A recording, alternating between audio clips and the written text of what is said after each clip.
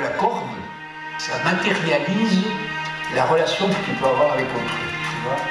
C'est-à-dire que je te protège, tu me protèges, je t'aide, tu m'aides, et ainsi de suite. Il y a une sorte de, ce qu'on pourrait appeler le contrat social.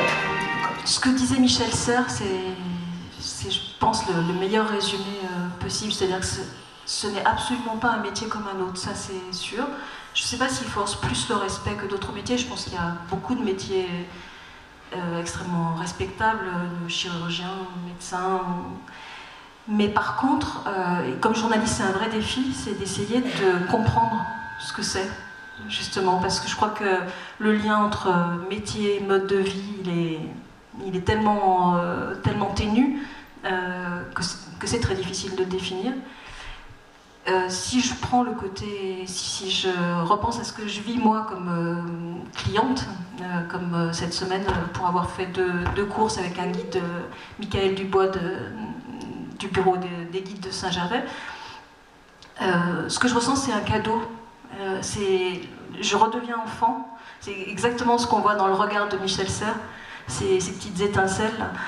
On me donne quelque chose que je ne peux absolument pas toucher, auquel je ne peux pas accéder seule. Et ça vous émerveille, quoi, tout simplement. Je connais peu de métiers pour lesquels j'ai plus de respect pour ce métier-là, tu vois. Parce que, d'abord, ce sont des athlètes admirables, il n'y a pas de doute là-dessus, mais surtout, ce sont des pédagogues.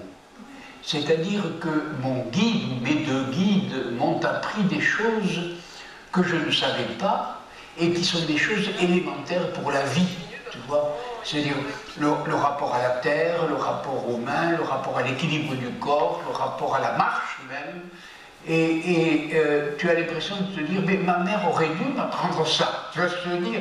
Ce sont des gens qui m'ont appris non seulement des techniques du corps, mais des choses philosophiques très très profondes.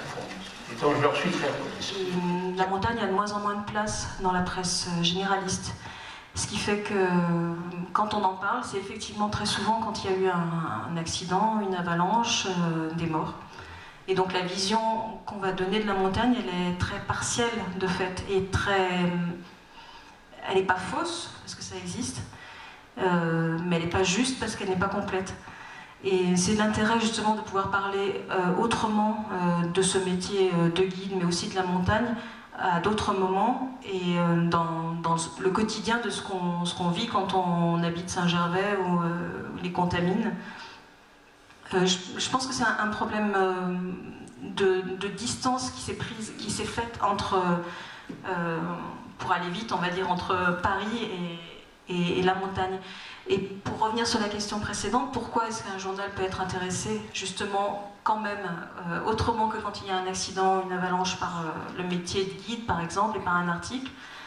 Je pense quand même qu'il reste l'empreinte de la littérature et de tous ces livres qui nous ont marqués, qui nous ont éblouis et dans lesquels le guide est un personnage idéalisé. Son rouge, premier de cordée. Voilà, exactement, c'est à ça que je pensais. Et alors, effectivement, il y a parfois des images d'Épinal, mais je crois que ça reste très fort et ça suscite toujours une fascination qui fait qu'on arrive à vendre à un rédacteur en chef l'idée d'aller faire un reportage en montagne ou sur le métier de guide. Il y a quelque chose de Florence, elle disait tout à l'heure qu'elle avait passé du temps à discuter avec son guide des tout et n'importe quoi alors qu'ils étaient en montagne.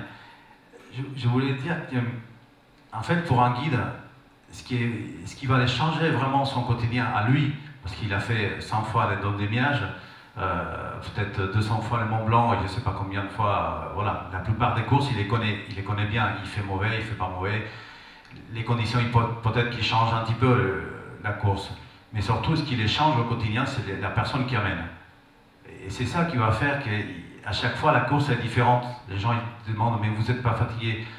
Peut-être un peu, mais à chaque fois on a un challenge qui est complètement différent. C'est quelqu'un qui est peut-être qui a un peu peut-être peur, qu'il faut rassurer. D'autres fois c'est des gens qu'il faut pousser un peu parce qu'ils ont le potentiel mais ils n'osent pas. Et à chaque fois c'est de découvrir la personne qui est avec nous et de faire en sorte que ça marche. Dire qu'est-ce qu'il a besoin, qu'est-ce que je peux l'apporter. Et c'est ça qui est vraiment le plus riche pour les guides au bout d'un moment, c'est les gens qu'on amène. Arriver à haute montagne, c'est une découverte extraordinaire. Et je ne peux pas évoquer ce moment-là sans avoir les larmes aux yeux. Tu vois, c'est-à-dire, quand le violet, le mauve apparaît et ruisselle sur la glace.